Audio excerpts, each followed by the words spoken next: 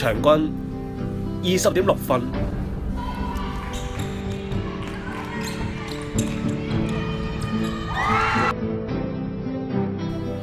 ，5.4個助攻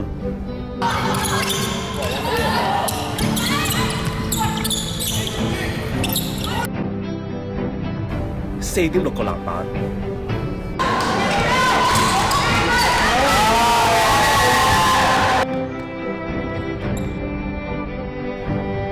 ，3.2個偷波。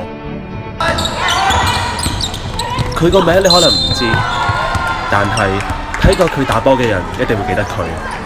佢就係唐曉蕾，女子甲一籃球隊安青嘅主將。今年由佢帶領嘅安青成功打入甲一聯賽4強。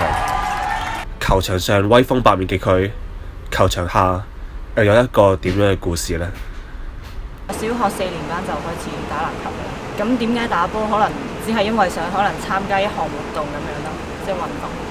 中學嗰陣可能頭3年咧都仲未有籃球隊嘅，可能係之後可能中4開始就會揾咗幾個人一齊就夾埋一齊做咗一隊波，咁先開始打呢個校際啦。本身就打 D3 嘅，因為我哋得一個 grade。咁之後拎咗冠軍之後，我哋就慢慢升咗去 D2。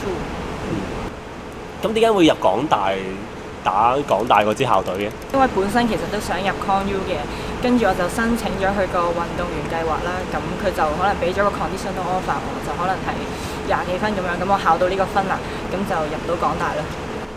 有咩契機會去到甲一嗰度嘅？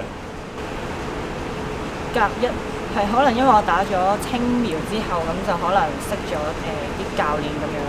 咁個教練就可能打福建啦，咁佢就可能帶咗我上去打福建。咁我知道大學4年啦，咁你哋都係打大專杯。喺最後嗰屆咧，即係今日屆裏邊啦，你哋攞咗冠軍。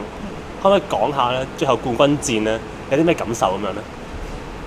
其實我哋成隊都真係好開心嘅，因為之前嗰2年都係4強不入咁樣啦。我哋最尾即係呢幾年都好辛苦咁樣去練波，咁最後可以入到4強，跟住再贏埋冠軍，其實我哋成隊都好開心。你點樣評價你自己最後嗰場嘅表現啊？可能嗰場對面都知道，我都係得分主力，咁佢哋可能都會守得比較緊啦，係咯，所以就一開始咧頭半場就未發揮得好好，但係之後開始慢慢入局啦，咁就可能越打越好咁咯。我哋 Year One 嗰陣時係唔係跟即係翁上嘅，係啊，之後 Year Two 開始先跟佢嘅，咁可能嗰陣時就一開始就未適應啦，咁就覺得可能好辛苦啊，或者未接受到、未適應到咁樣，所以我哋成隊波都覺得好辛苦，係咯，但係之後當大家一齊練熟咗啊、習慣咗之後，大家都越練越好，同埋真係好俾心機喺籃球呢一方面咯，所以大家都越打越好啊，係。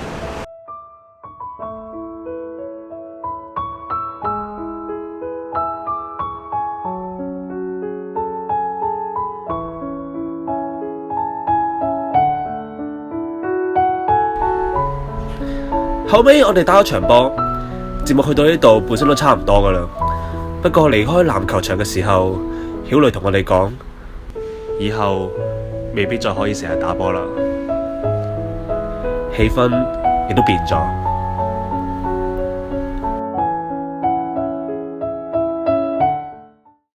咁如果畢咗業之後嗰份工啦，同你而家打波打緊甲一呢樣嘢咧係有衝突嘅，咁你會點樣選擇？可能現階段嚟講，我都會揀咗可能工作為先啦，因為可能打波即係係為興趣咯，就可能就唔會有收入呢樣嘢，所以我應該會揀工作為先啦，係啊。會唔會覺得可惜啊？咁可惜就一定會覺得可惜嘅，係咯，始終都打咗咁多年籃球，係。你覺得工作緊要啲啊，定係打籃球緊要啲咧？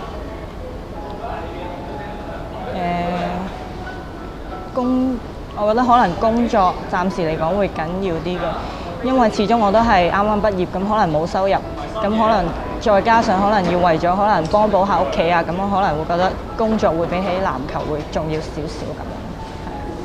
會唔會覺得你籃球嘅生涯去到一條分岔路嗰度咧？都會㗎，係啊，可能打完呢個大專之後，咁我就應該就除咗安青之外，就冇乜其他嘢可以打㗎啦，基本上，所以係咯，可能打完大專之後就去咗一條呢個籃球嘅分岔路咁樣。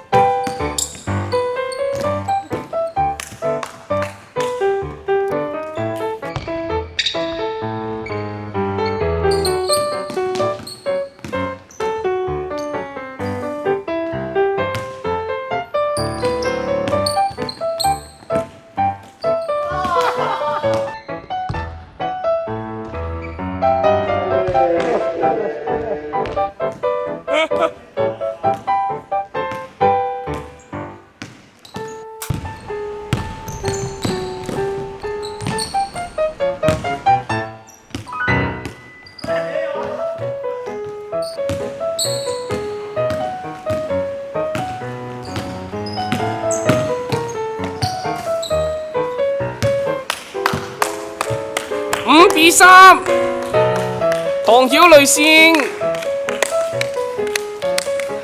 阿 Lily 覺得咧，佢有冇資格咧去打呢個女子嘅甲一籃球咧？